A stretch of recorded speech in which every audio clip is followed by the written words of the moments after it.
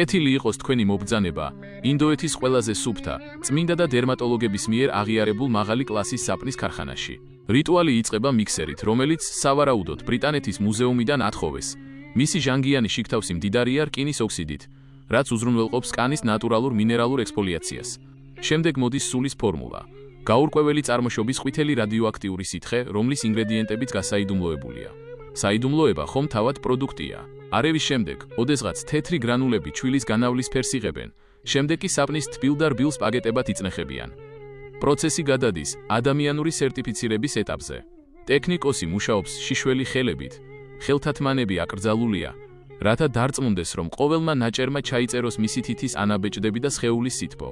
ეს არის ნამდვილი handmade პროდუქტის გარანტია. საპონი ისეთი რბილად გამოდის მანქანიდან, თითქოს ცხოველურ ზრუნვას გადიოდეს, შემდეგ კი იჭრება ერთი უბრალო მავთულით იმავე მაგიდაზე, რომელსაც ერთდროულად ჭრისთვის, ჭამისთვის და ძილისთვის იყენებენ.